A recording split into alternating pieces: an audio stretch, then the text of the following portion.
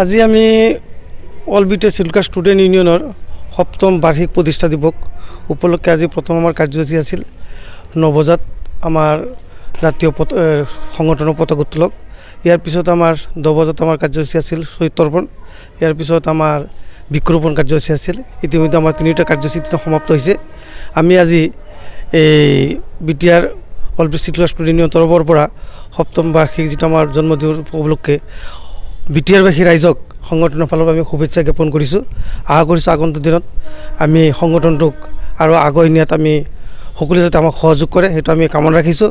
লগতে আমি আজি এই চেগতে বিটিআৰ গভৰ্ণমেণ্ট তথা আমাৰ সন্মানীয় প্ৰমোদ বড়ো ডাঙৰীয়া দেৱকো আমি শুভেচ্ছা দিব বিচাৰিছোঁ যে আগন্তুক দিনত আমাৰ সংগঠনটোক আগুৱাই নিয়াৰ ক্ষেত্ৰত তথা আমাৰ জাতিৰ যিবিলাক উন্নয়নৰ দিশ আশা কৰিছোঁ তেখেতে আমাক চাব আৰু জাতিটো আগুৱাই নিয়াৰ ক্ষেত্ৰত তেখেতে মুখ্য ভূমিকা গ্ৰহণ কৰিব বুলি আমি আশা ৰাখিছোঁ।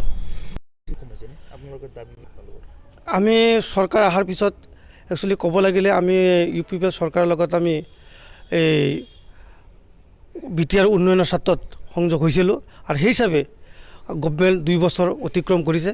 আমাৰ যোৱা কিছু আমাৰ জাতীয় যিবিলাক কোঠা যেনেকৈ আমাৰ ইউ পি টি যে 50জন যিটো দিল্লীত কোচিঙৰ কাৰণে পঠাইছে তাতে আমি বিটিআৰ গভৰ্ণমেণ্টে আমাৰ 7.5% হিচাপে 3টা কোঠা আমাক 3জন ছাত্ৰক ৰিজাৰ্ভেশ্যন হিচাপে পঠাইছে।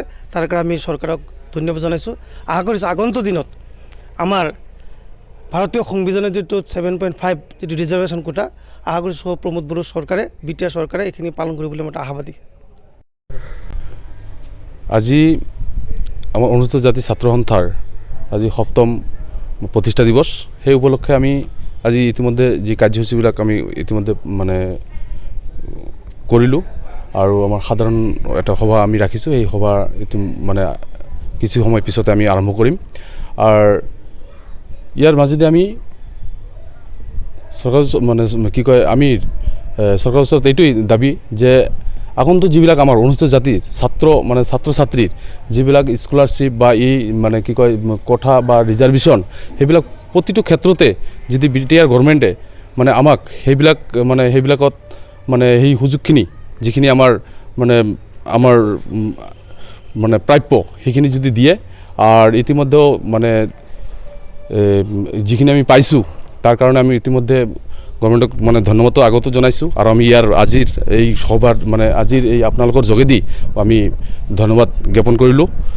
আৰু আজিৰ এই যি অনুষ্ঠান সেই অনুষ্ঠানত আমি গোটেই বিটিআৰবাসীৰ লগতে অসমবাসীৰ মানে আশীৰ্বাদ বিচাৰিছোঁ যে আগন্তুক দিনত আমি যদি যেনেকৈ ৰাইজৰ হৈ আমি যি মানে যেনেকৈ কাম কৰি আছোঁ আগন্তুক দিনত যদি আৰু কাম কৰি যাব পাৰোঁ আৰু আমাৰ কি কয় অনুসূচিত জাতি ছাত্ৰ সন্থাৰ যিসকল মানে সদস্য আছে তো তেখেতক ধন্যবাদ জ্ঞাপন কৰিছোঁ। তেখেতেও আমাক বহুখিনি মানে সহযোগ কৰি আছে আৰু সহযোগ ইতিমধ্যে মানে কৰি আমি আগুৱাই আছোঁ। আৰু আগন্তুক যিসকল মানে ষ্টুডেণ্ট আমাৰ অনুসূচিত জাতিৰ ছাত্ৰ ছাত্ৰী আছে তেখেতকো আমি আহ্বান জনাইছোঁ আজিৰ আপোনালোকৰ যোগেদি যে তেখেতে যদি মানে নিজৰ মানে শিক্ষাৰ ক্ষেত্ৰত মানে তেখেতে মনোযোগ দি আগুৱাই যায় আৰু আমাৰ শিক্ষা নাথাকিলে আমাৰ মানে আমি একো কৰিব নোৱাৰোঁ।